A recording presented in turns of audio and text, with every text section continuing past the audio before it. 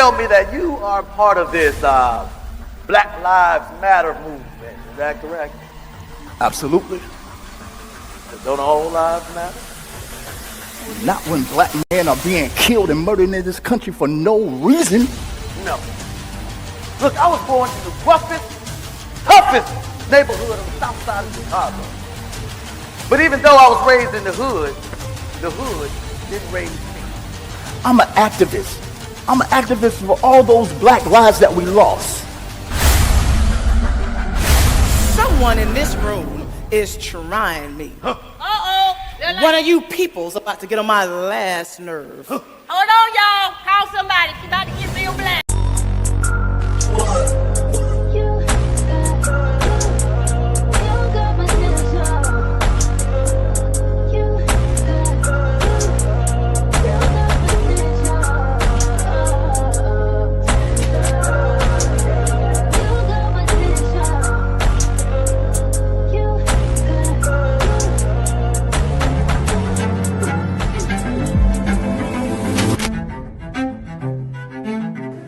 Wrong with my family. Oh my God, I'm crazy! I'm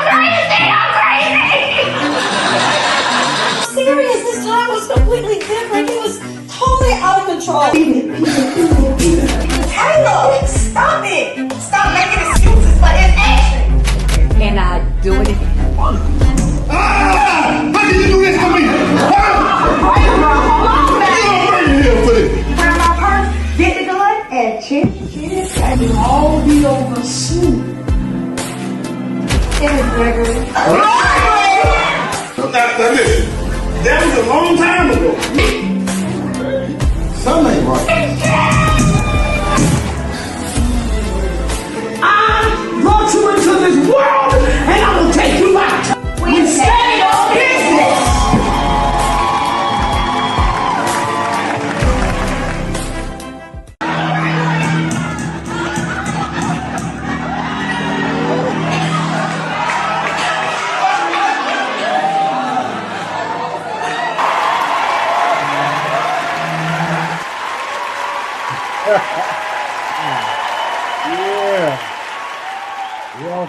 Welcome everybody. Welcome everybody to the 2111 radio show. I'm your host, Derrick Scott, and I have Dr.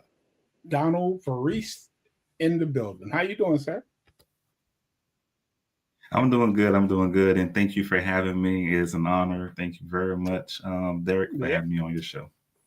Definitely. So now, we're gonna take this. Where are you originally from? Let everybody know where you're originally from. I'm sure. I'm from Miami. I'm from Miami, Florida. That's where I'm originally from. Mm-hmm. Okay, and Born and raised. Haitian American, though. Yeah, I am. I'm Haitian American. My parents are from Haiti. I was born in Miami, right in Jackson Memorial Hospital. You know, for many that knows what that is down in Miami. And I went to school in Miami and everything. So yeah. Okay. So listen, there's nothing wrong with that. So now, what I want to know is, being in the community in Miami, how was it growing up? Mm-hmm. I mean, it was pretty good. I mean, in the beginning, no, because we started off the same. In the beginning, the journey of the beginning, it was some tough times. I'm not gonna lie, because we was in the hood, so it was in little Haiti, little Haiti that represented the hood. During the time when I was growing up in Miami, it was a thing where it was Haitians against Americans. It was a lot of violence going on during that time. So I watched so many violence, and just in elementary school, just being in elementary school, I saw so many stuff. And one of the things that I saw in Miami was I watched someone get, I want to say, I don't know if the word, how it is with social media. I'll say unalive. That's probably, you could say it, yeah. So I watched it was, okay, I could say it. Okay. So it was a young lady who I saw when I was like maybe in 4th grade or something like that. I was very young, and I remember I saw her arguing. I'm talking about arguing with her boyfriend, and I'm watching them I'm just watching the whole thing unfold. And all of a sudden, the man took the gun and shot her multiple times. And I sat there and I was like, whoa. and I seen it, you know. Yes, and I seen it, and there was so Wow. many of that happening, you know, so many of that. Yeah, This guy killed his wife. It was just a lot of. It was a like lot. a murder spirit. It kind of gave you. Yeah. It was like a Chicago atmosphere. You know how Chicago be Oh, in yes. certain areas. Oh, yeah. It was a Definitely. war zone. You know? It Oh, was my so much goodness. stuff all the time. My brother got jumped because he was a Haitian. He ain't do Of nothing. course. He was not in Hmm. no gang or nothing. He got jumped just because he was Haitian. You know, I remember me going to school and I used to always make sure nothing about me represent Haitian, you know, just to kind of fit in a Wow. little bit. Yeah. And so nobody didn't know I was Haitian until my mom came to the school. And so that's when, oh, he Haitian. But then I Oh, got in a yeah. big fight. I was I got in the fight with this bully because he was from the Of projects, course. it's cop Of project, course. and of course, during that time when you fight and you win the fight, you become best friends with that person. So Oh, we yeah. became best friends, Definitely. So Definitely. we Definitely. fought and I won, and we became yeah. So that was the story growing up, in Miami. It was a hard life, but at the Yeah. same time too, you had to know to survive. You had to learn you have to know how to fight. You could have been soft, No. so yeah, that was my story in the beginning. Wow. Exactly. Okay. So now,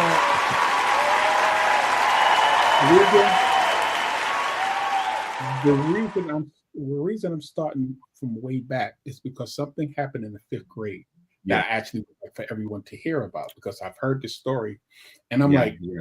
unbelievable. So what happened in the fifth grade? Oh well, so fifth grade, I had a teacher. Her name was Miss Phillip. I didn't mention this. My first time mentioning her name on the platform. It's Her name okay. was Miss Phillip, and yeah, I remember I was in school, and she was a Black American, and she did not like Haitians either. Wow. So, but then they labeled me. That was another thing too. So I was a label. Those kids labeled, and I Right. was like they had me in this ESC class, and with this class, what it was an EH class, which was more so for behavior problem kids. And I didn't have a Right. behavior problem. I was a hyper kid, but I didn't have a behavior problem. And Right. then they also started me telling me, "Oh, you're not smart. He's below grade level." So all of that was going on, and then the teachers, they get paid extra money because they add the kids in there to get Of more course. money. But of course, like I said, it was a lot of thing against me because I was Haitian. That's really what it really. Of That's course. really what it was about. He's a Haitian That's what kid, it and was we're about. gonna treat him this way. And so my, that teacher, she was like telling me, "Oh, you will never be nothing in life. You will die by the time you 18 years old. You'll be in prison." And every day it was like going into the devil field every day. I'll Mm, go to school. I'm somebody as a fifth grader, and I remember she used to try to provoke me for me of to course. to charge at her for she can write me up to get me Of suspended course. just to say I have behavior problem, but I didn't have a behavior problem. But she was provoking me, and I remember it was a teacher that was there too, because it was two teachers in those kind of class environment. They had two teachers, Mhm. and it was a small group of us, meant no more than 12 students in there. And then the other teacher, she was a very nice lady. And I remember she used to talk to me on the side. She said, "Donald, don't listen to what Miss Phillips say. You a leader. Don't listen to all of that stuff she's putting on you. One day you're gonna prove her wrong." She said, "You're gonna prove her wrong one day. So don't make her to allow you to become the person that she wants you to become." And so that's Exactly. what happened back in that fifth grade. Um, Wow. Crazy. It was crazy. It was a lot of things I had to go through, Yeah, during that time frame as a little kid in elementary school. yeah, man. Wow. Mhm. So, so this is more of a redemption story, as I say, because again, that's those same people that doubted you. Look at you now. You have been doing some things, man, and I want to congratulate you on not giving up because being bullied like that at a young age, even at an older age, but being bullied in general, you don't even want to go to Yeah, school. yeah, I've absolutely. been there. Why am I going to school? Especially you was getting bullied by a teacher. They the Yeah, ones that were supposed to be able to, calm certain things down, even though You know, it's sad because I remember Yeah, being in a high school, teacher. they treated Haitians different. They did. I'm not even going front. They treated Haitians different. You understand? It's so sad that I'm listening to this story, and I remember when Mhm, I was in school. Oh, he Haitian, and the girls don't want to talk to mhm. him. Or he Haitian, he's not athletic enough. Or he hate. You know, it was really bad. It's really bad. So I definitely Yeah, got that when I heard this story. I said I need to hear it because it's still going on to this day. It's still going on to this day because they don't yeah, understand the heritage. They don't. They really don't. And that's one thing people don't yeah, get is that if the things that people in this country don't understand, they try to ridicule it. They try to, you know, stain it or mhm, make it seem bad yeah, or evil. You understand? So congratulations for you because again, you've been doing a lot of things, and we're going to get into his redemption. You know what I'm saying? So, so doing this, it kind of sparked you into writing. It's like a healing process. yeah. It did. It was because I think at one point I started to deal with like anger problems, and because of all those buildups, right? And so I started beginning to shift my mind. It's so funny Mm, because at that age, and my escape became the notebook and the pencil because that's what we had at the time. mm, We had a pencil, we had a notebook. And so okay. I remember I used to write things. Say if I was like, let's say I was mad at the teacher, and I would just be writing characters of how I would say something and how her response would be. So I Mhm. created a world for me. I created this world. And the world that I created at the time really was that I was creating characters. That's what I was doing. But not Okay. knowing, no, not having the understanding at the I really was doing. I don't know I was writing a script. I don't know it was a gift that was in me. To me, it was just an escape. That's really what it was. So that's where I began to start writing. So I'll be in a class, I'll be mad, and I'll just be writing. I'll just be writing. And so that's something that I Wow. began to start doing. Feeling certain now, I'll start writing something. Yeah, so that's what that's where everything Wow. Let me started. give you a round of applause on that. Wow. So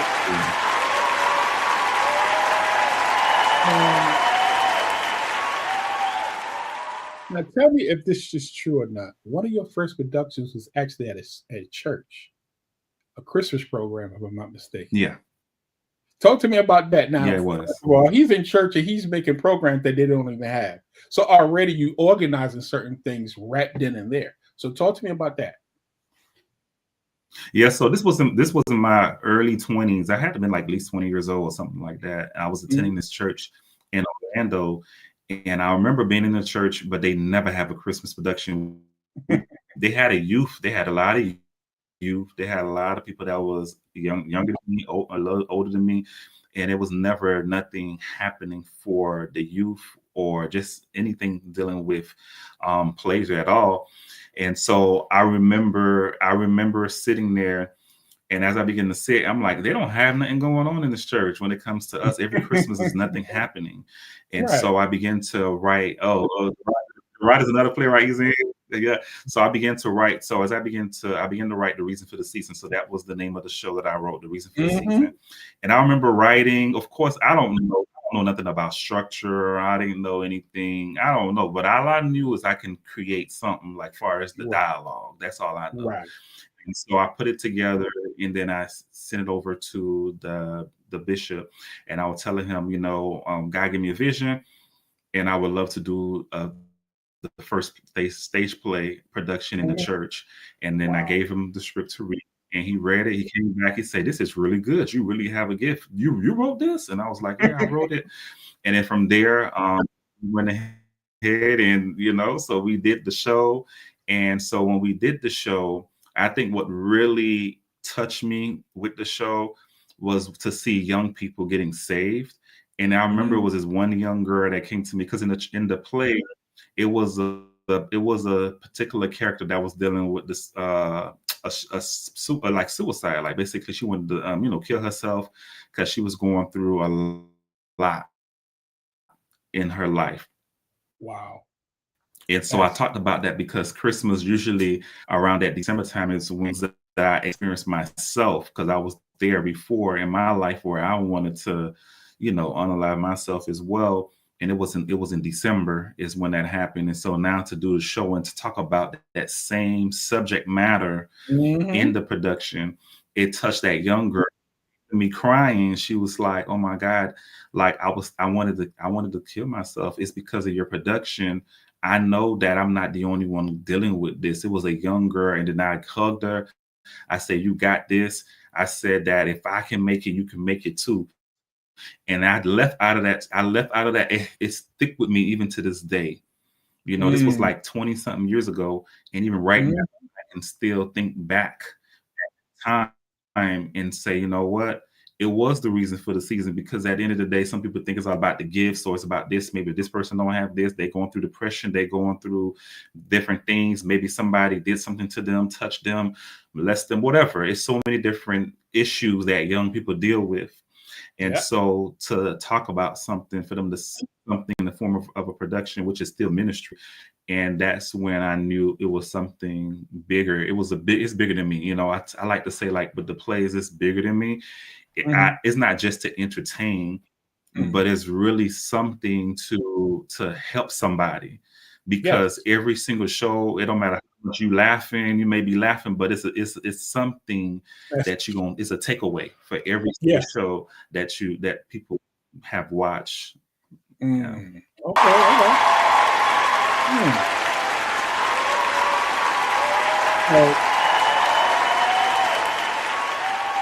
That's interesting. So if it's safe for me to say that a lot of these plays that you wrote are related to a situation in your life.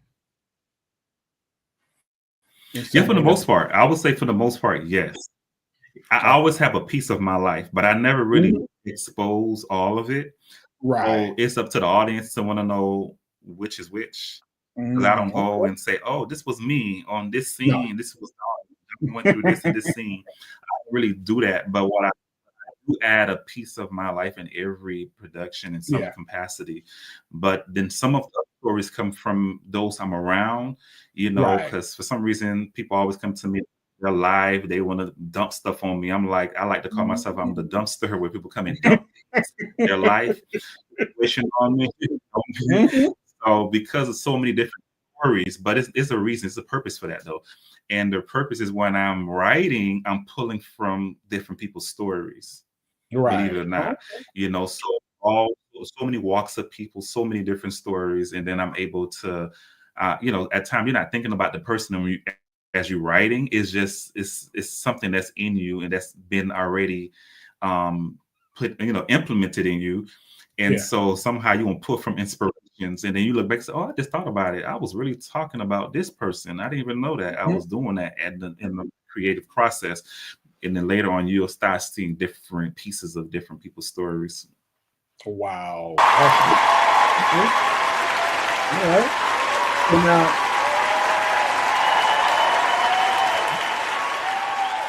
well, I have this logo, DV Productions. What is this? Talk to me about this. You see it? Yeah. So DV Production. Yeah. So DV Production is the company. You know, so that is my company. I kind of rebranded to DV Production LLC. So the company itself was birthed, I want to say about 15, 16 years ago. Oh, wow. It was birthed. And I remember I could not think of I couldn't think of anything like, well, I'm gonna name the company. And then I began to say, you know what, I'm just gonna brand it around Donald Variste. So DV is just an abbreviation for DV, Donald Variste. So that's where that comes from. Yeah, for DV Production. So now you have a nonprofit, if I'm not mistaken. Correct. It's called Spirit Led. Spirit Led. Yeah. Oh, okay. So you did your research. yeah, that's awesome. I'm like, how you getting all this stuff? That's good. Hey. Good. No, that's good. You did your research. But yeah, so Spirit Led Ministry is a ministry that she's my business partner as well. Her name is Jennifer Adams. And during COVID time, I had a story that happened, and when I was in Atlanta, I literally almost died in Atlanta. And then so I would, I almost died, and then I transitioned outside of Atlanta. Then I moved to Miami. That's where I met my wife. And during the pandemic, it was nothing happening. And then a young man that came to me, his name is Frank. And then he was like, we're talking about crypto. That's really what it was about. We were talking about crypto and all this extra stuff. And then he was like, how do you feel about us creating a prayer group or something like that? And that's what's the seed of that. And I'm like, you know what? I don't mind. Yeah, we could do a prayer group. And so to make a long story short, that group didn't last. And so to fast forward, so me and Jennifer, we was like, you know what? Instead of shutting it down, why me and you don't create our own prayer group and keep it going? And so that's where Spirit Led come from. And we started as a prayer group. And then just like in October, we did our first conference. We did a live conference. In the beginning, remember in the pre-show, he was like, Donald, like you're a preacher or something like that. You know what I'm saying? Yes. And I was like, yeah. So you got that voice as a preacher. Got that voice.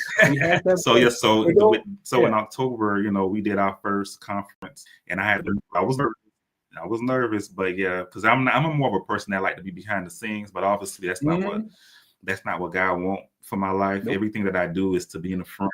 So I try to be behind the scenes. I'm okay being behind the scenes, but yeah, that's not what's happening. Listen, hold on. Well, now, for those who's watching and listening, do y'all hear the soothness of his voice? I'm not crazy. I know because I have the headphones on, but I hear his voice. And when he first came into the backstage, me and him talking, I'm like, are you ever thought about being a reverend? Because the way he speaks is so soft. You understand? Not that he's soft, but the way he talks, the sound of his voice.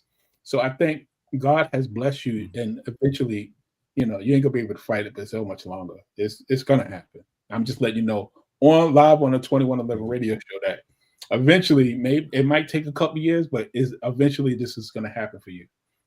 So congratulations on that, because you have definitely been anointed. You have. You just don't know it yet. Yeah, appreciate it. It's funny you talk about my voice, because I hate my voice. I hate it. Me too. I don't like my voice. But then I don't like remember, to say my name. It's fucking horrible. Oh, yeah, Derrick. Oh, I cringe when I say my own name. Don't ask me my name. Oh God. Anyway, back to you. But yeah, so it's amazing that you've doing all these things. Mind you, for those who was here in the beginning, teacher told him he was going to be a mouth of nothing. You understand? They put him in a slow class, knowing doggone well he wasn't slow, just to get paid. So we fast forwarding this to his redemption, because again, there's a lot of people out here that hate on you for just being anointed. You don't know what it is. You want to die. These people, I thought these people was with me, and come to find out they actually was just being around because it was time for their season to end. Right now you shining, and whoever is your core people, please stick with them.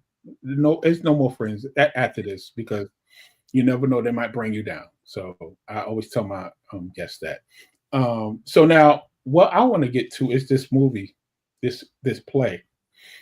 If I'm not mistaken, it's called I Hate My Mother-in-Laws. My in-laws, I think it's called. I hate my in-laws. Yeah. In-laws. First of all, a lot of people don't like their in-laws. I ain't gonna lie. A lot of people, I'm sorry, y'all. Y'all, we can talk all day about this, but it's the truth. A lot of people don't like their in-laws. Talk to me about I hate my in-laws, and what made you write this particular play? Oh my God. Yeah, so to be honest with you, those who don't know, I was engaged before I met my wife. I was engaged with this other person who I thought was for me. Right?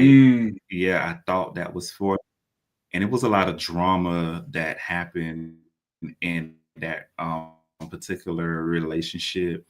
Mhm. And then it was a lot of people in her family that was like, coming against me. Mhm. It was so many different things What? going on, It's honestly. a It lot. was a lot going on. And then she All in the cheated on business. me and all kinds of stuff. I pastor. And Ooh. it was a lot. It was a lot. You said what now? Say that again?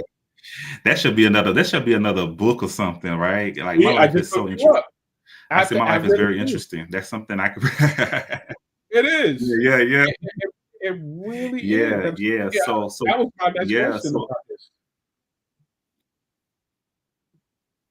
yeah, that's where it really transpired, to be honest with you. And as I was writing, I began to talk about some of the things that you deal with. And even though that we wasn't like physically married or nothing like that, it still was some things that happened. And then Mhm. even my wife now doesn't have nothing to do with who I'm married to now, because this play came out way before. Of course. Even being married now, and it's some challenges you get in the beginning. It comes with the territory. But Mhm. that's really where it came from. So I ran into a comedy, believe it or not. It's a comedy drama play, but people love it. Yeah. It's different. So Oh, that's yeah. that's where that came from. Honestly, it was something to be relaxed, because my first play, which was Church Hurts. And so I wanted to do something that's a little bit different. Oh, so yeah, so somebody so they can He relate. can relate. But yeah, so like I Mhm. said, it was a lot. Yeah. Yeah, it Listen, was a lot. It was definitely a lot that was going on in the mhm. relationship. Hey, listen, let me tell you something. Um, I think you got the right one now, So, how long you been married since? 3 years made it this year. This year made it 3 years. Okay. All right. All right. So beautiful because you know, you know, it's sad that you had to go through that, but now that you got the woman of your life right now, salute to her. And what I've noticed about the plays is that you get a lot of support. Like your plays be packed. I'm looking in the audiences and I'm like, whoa, wait a minute. This guy, why am I first finding out about you? Because your PR hit us up and said, hey, gave us the name, and I'm looking at the name. I'm like, no. And then I'm starting doing my research. That, oh, we definitely got to have him on the show, definitely, because um, it is it's a that is a what I call it. It is salute to you because you stuck with this. You stuck with it.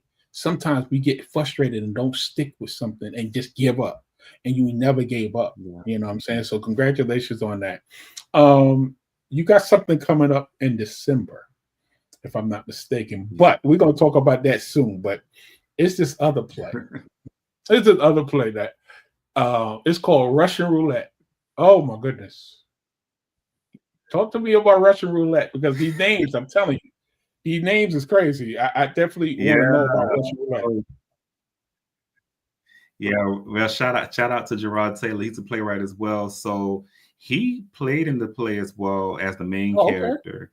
And Russian Roulette was about mental health, honestly. I was Mm-hmm. going through some mental things during that time. I'm not gonna lie. I was going through a lot mentally. And believe it or not, as writers or creator, I should say artists, we go through a lot of mental stuff. We Oh really yeah. do. Talented people, creative people, I think one of our biggest thing that come against us is our mind. And I did that, so I was going through some mental stuff, Right. mental things, as in, maybe you ain't good enough, maybe this, all these weird talking, that I feel like you're hearing voices kind of thing. And I Yeah. was going through that. And I'm like, why I feel like that? Like, why I feel so depressed? Like it was a Mhm. place of depression. Yeah. It was for me, it felt like a cloud was over my head, Wow. and as I began to see, I was working and I'm like, I don't like this feeling. I don't like how I feel like this. And then sometimes my wife will catch it. She'd be like, you okay? And, us as men, we were like, I'm good, I'm okay, I'm good. Right. Mm-hmm. All the time. And Yeah. so we don't really like to really discuss all of that. And so then yeah, so then I told myself, you know what, I'm gonna talk to my therapist. So I began to be open about go talk to nobody, no therapy. So that is something that I did. I did that by default for a situation, and then I started to just go to the therapy when I started feeling like that. I'm just gonna go talk to her. Yeah. And so as I began to do that, and then she began to say, I'm a writer, and then she mentioned that, and it sparked me. She was like, "Well, Donald, remember all the stuff that you told me in the past. Every time something came against you, what do you do?" And I was like, "Well, I usually will write. I'll write something." She said, "So are you writing anything?" I was like, "No." She was like, "Well, there you go." And then that's what happened. And so then I began to say, "No, I'm gonna write about mental health." There it is. And then I began to start writing, and I started writing. And then from there, the title Russian Roulette title came because oftentimes with people with mental health, it's like playing Russian roulette with your life. Yes. Some people end their life, some people don't end their life. So that's where the game of Russian roulette, that's where the title really came from when it came to the mental health of it.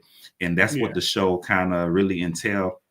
It talks about this character where the entire time, it's such a beautiful play. I'm not gonna lie, the whole time in the audience, when you're looking at it, I don't want to throw it off, but it's gonna come back again. So the whole time, if you're watching the show, it plays out, but at the end, you really wasn't the person mental health. You wasn't the person mind the whole time. Wow. Well, I definitely. The whole audience was like, "Whoa." That's good. That's really good. That's a really good show. I mean, that's a show. That's really good. Right. So now, I have this picture, and I want you to explain this picture because, it looks good. It was one of these pictures that I seen online. I seen this picture online. I said, you know what? Let me put this picture up. Talk to me about this.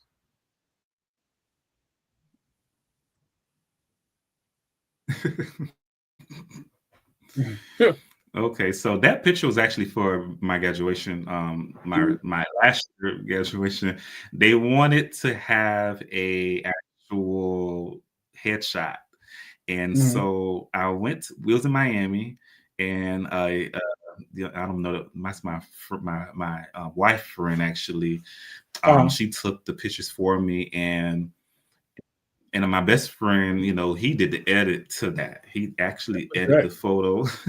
Good. And so that's where that photo come from. Listen, let me tell you. So, that's where that photo. So where did you pick up your doctorates? TIUA, School of Business, right there, where you see the logo. That's where the logo is at, correct? TIUA School of Business. Okay. And that's the logo. Nice. Shout out to Dr. Mohair. Listen, let me tell you something. There's nothing wrong with that because at the end of the day, like I said, you deserve your flowers. I'm gonna lie, I don't know. I'm not gonna lie, you're shocking me, right? Listen, that's what I'm. Yeah, I'm gonna lie, you're shocking me. I'm looking at these. I'm like, whoa, wait a minute. So, listen. So now I want to ask you about. So, I got some stuff up here. I do. I ain't gonna lie. I got some stuff. This particular thing, this book. Who is that?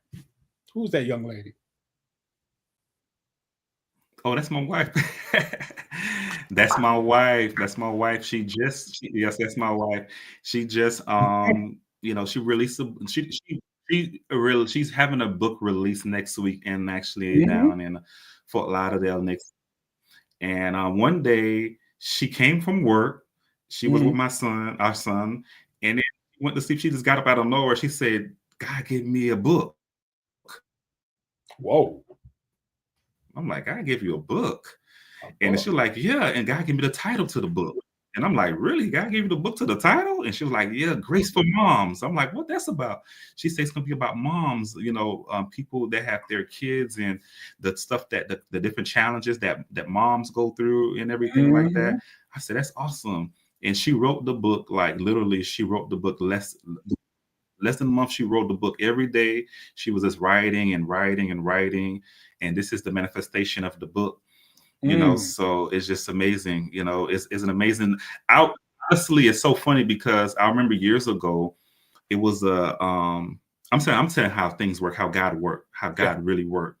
I remember I was dating another person today, so I thought it was gonna be my wife. A high school sweetheart.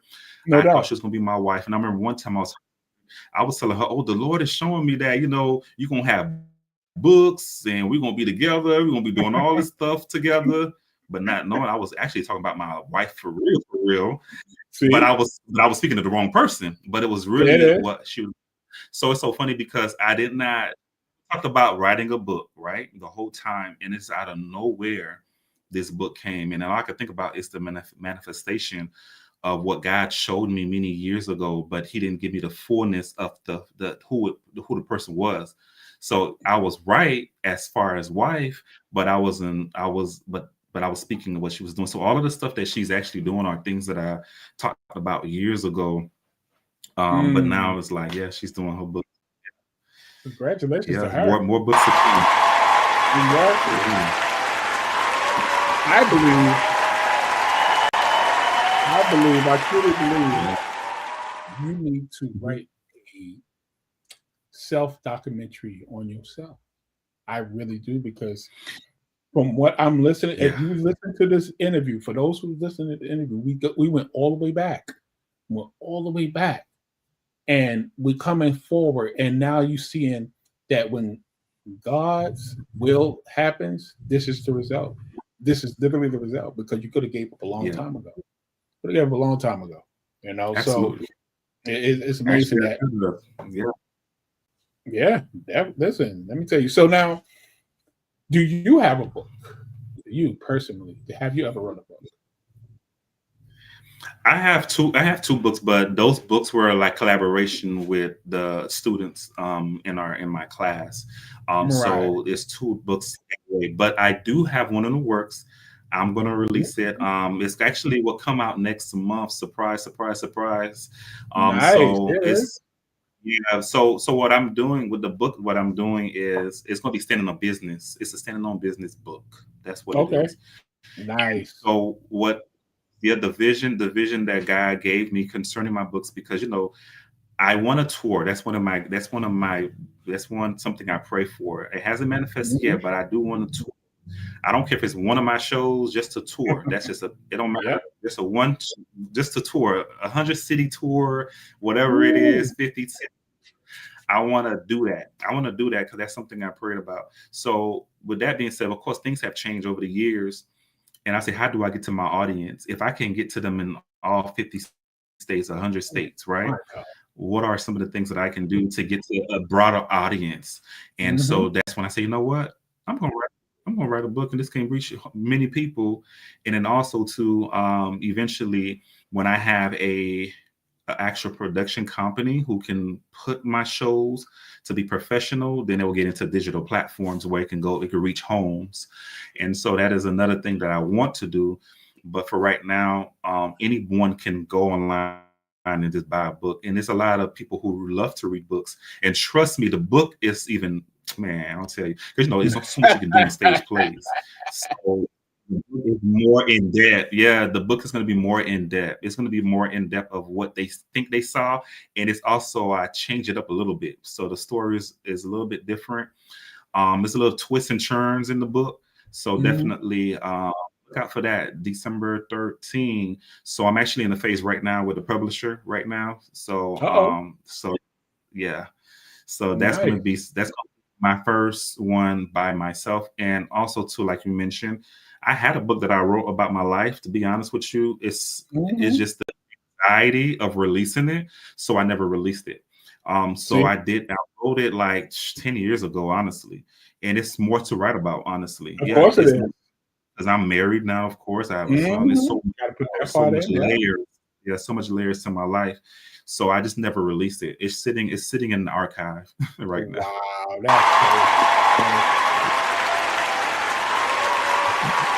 that's nice. So now you got something big coming up, man. December 13th at Edgewater High. I was actually in, like I was telling him ahead, I was in Orlando. I was living in Orlando, and Edgewater High wasn't too far away. And the kids go to that school. So You actually got some major hitters coming to this one. This, major hitters.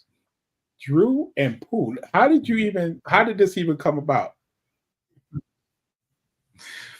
I would say destiny helpers. It's this thing called destiny helpers that I like to talk about. So I always had the connection, but didn't know they had. It's so funny how you have a connection, but you don't know it's a connection, if that makes any sense, until it's a certain time. There's a lot of this.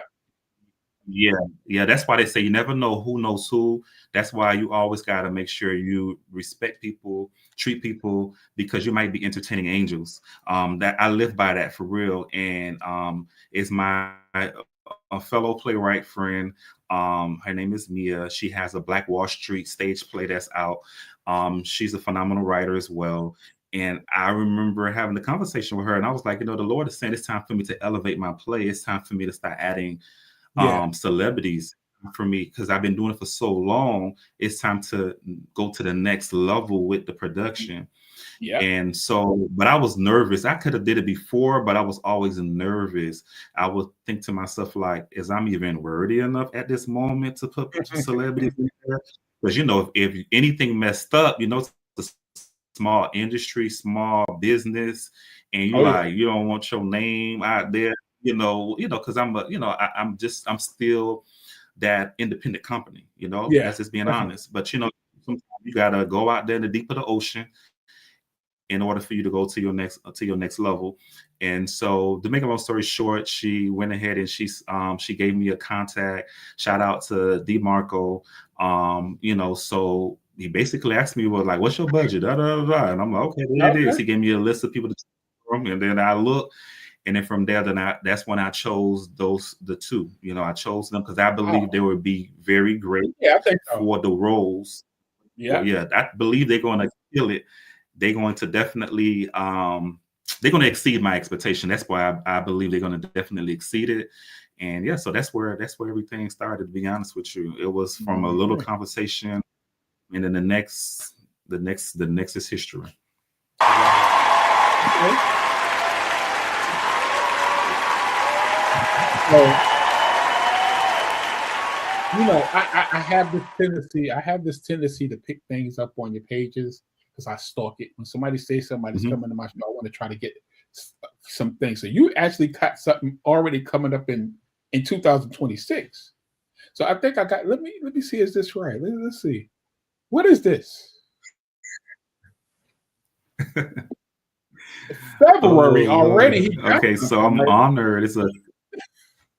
Talk to me. Yeah, it's February.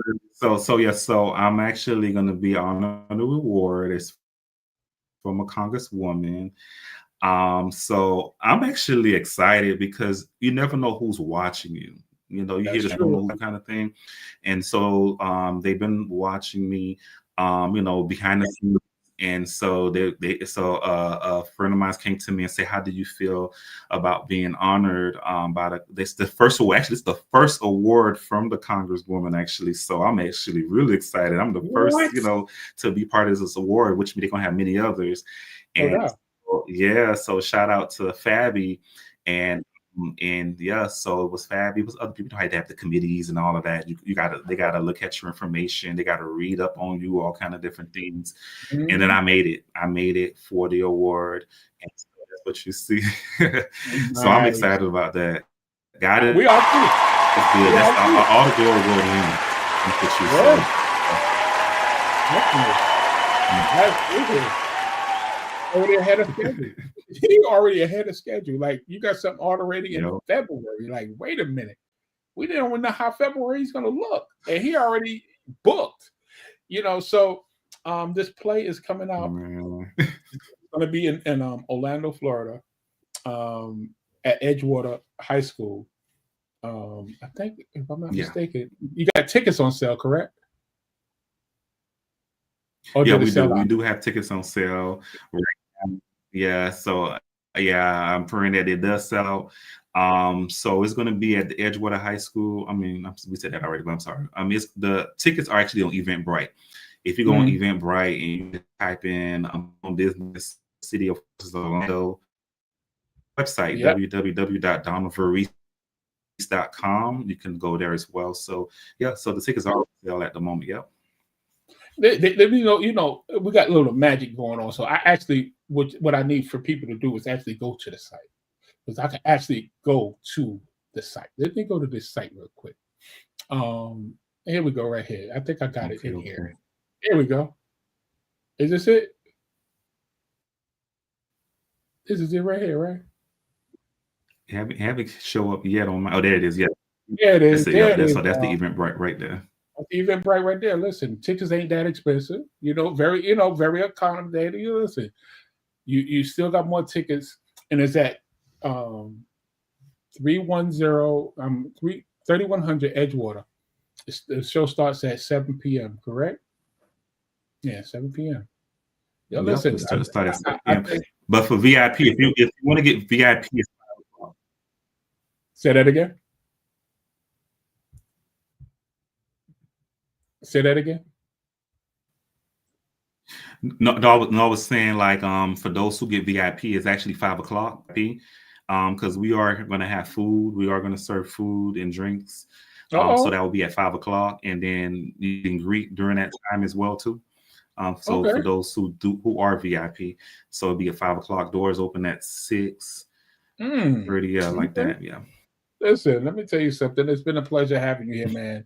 I really appreciate you. I'm happy.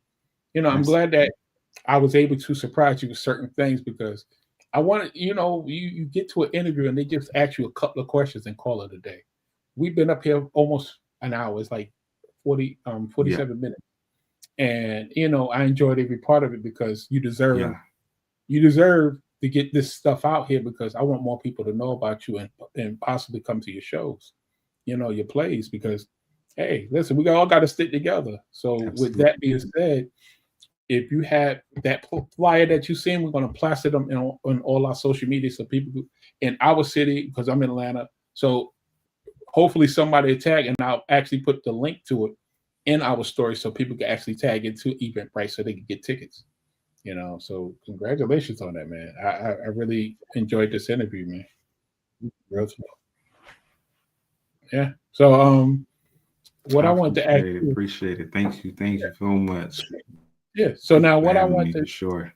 So usually what happens, I will ask this question. But before I ask the question, this is another question. Are you a music lover? Yeah, I love music. Yeah, I do. Okay, I like that answer. That's a beautiful answer. Music, yeah. So since this is 2111 Radio, I usually ask the guests a question about music. Okay, here we go. Take your time. Mm-hmm. If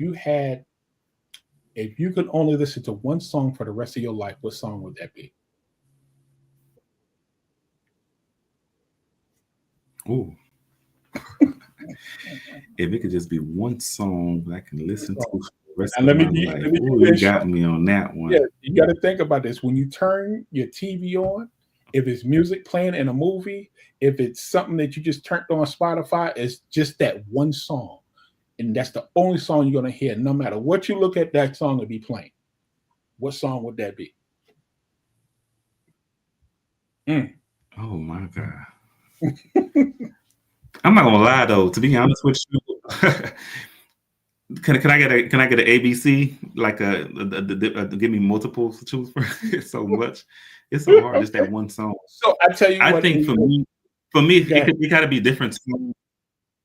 Give me two. Genre. It got to depends on the genre. Okay. So honestly, to be honest with you, I do like the Maxwell song. This is a song, like you heard so much back in the days, and it's still hitting to this day. This song that Maxwell had. And then what is it called? What's the title of that song? Maxwell? It's a song that he had. It was Maxwell have a song. I'm trying to think about Maxwell. I can't remember the title. I'm not a singer. I'm not even going to try to sit there try to sing. No, you don't have to do that. But is it a slow song? And then for the who? Yeah. Now I said, is it a slow song? It's slow. It's a slow song. It's like, I think he's like in the falsetto the entire time that he's singing. Is that Pretty Wings? I think Wings. Pretty Wings. I think that's the name of that. Pretty Wings. Not Pretty Wings. I don't think it's Pretty Wings. Woman's Worth. It was a woman's song that he made. That song was crazy. I think that's the one I'm talking about. I think Woman's Worth. Yeah, I think that's the one. Ooh, yeah, Lord, that's that song right. That's hot. Cause that song is just, I ain't gonna lie, that song, because I was in high school when that song came out. I think I was in 9th grade or something. And I remember hearing that song. It was like, wow. And then I think for a gospel, for the next, I think that's the name of it. No, somebody said Fortunate. Aquarius Water said Fortunate. I think that is it. Okay. Well, let me tell you, that's a hot song. And what's your next song? Yeah, that song. Yeah, so my next song, I'll probably shoot something from the gospel, because you need something to uplift you. Yeah. So I think for the gospel music, I think I will go with Can't Give Up Now. That's a song I was listening to for so long when I was young too. Yeah, I know that's Can't right. Give Up Now, because I remember when I felt like giving up, I felt like in that song, the words, from Mary, Can't Give Up Now. It's just the lyrics of the song, and that was a song that it brought me through. I ain't gonna lie, that song definitely brought me through. Wow. Let me tell you something. For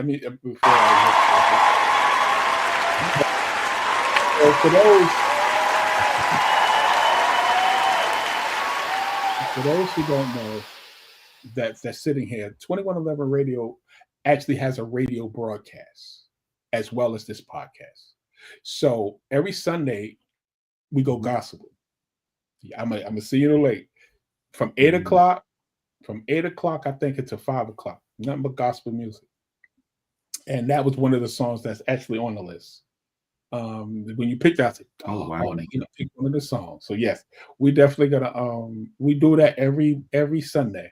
So we definitely have our regular rotation, but on Sundays, all that shuts off, and we just get to gospel because it was my wife's idea. Just like being on the show was my wife's idea. She 36 years, she knows me. She knows me better than I know myself. So she actually talked me into doing this because I didn't want to do this. So I tell everybody, shout out to my wife because she believed in me enough to tell me that I can do this. And 400 shows later, I don't know, numerous of celebrities that's been on my show, here we go. And we got one of the most innovative and, how can I say, soft-spoken people I've ever met. And that's you. And that's real because I'm feeling this interview. I think you're going to go places after this. And just make sure you touch us again and let us know what's going on in the future because you hear 2111 Radio, you never know. You probably blow up, like you said, a world tour. You never know. It might just happen. You keep putting it in the sky. So any shout outs before I let you go? Because you got some people up in here. Yeah. I want to give a shout out to the entire cast. Of course, a shout out to my wife first. First, that God, of course. Shout out to God. Shout out to my wife, and shout out to the entire cast. Everyone that is working behind the scenes. Gerard Taylor, Syrian, I see you. I'm normal missing names, but that's why I say the entire cast. Of course, my publicist that's working hard behind the scenes as well. Shout out, Latrice, I think that is. Oh, my publicist. Yeah.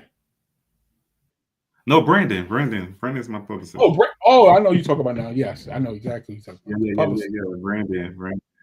Yeah. Right. So shout out to everybody in general. That's DeMarco. Everybody, Sylvia. It's so many different people that's working behind the scenes with this production to make this be a success. I just want to thank everybody in general that are helping, to allow this show to be a success and everything. So I'm really honored for that. I'm all, blessed to have great people. Jennifer is, all those. There's so many other people. I'm sorry if I miss your name, but just know you did say the whole cast and everybody. Exactly. Yeah, everybody. Everybody. That's all. Everybody.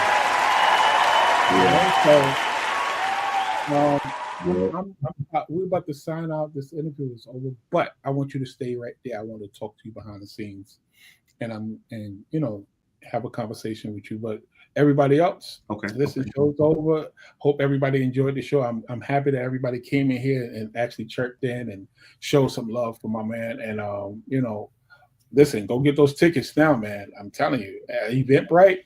This play right now, I'm telling you, it's going to be one of the hottest ones this upcoming December. Get that now, and hopefully, like I said, one day me and you can actually meet, and I can actually come to one of your shows. So why not? Hey, you never know. But until then, you stay right there. We're about to sign out right now, and everybody, y'all have a good night. All right, good night, guys. Yeah, good night.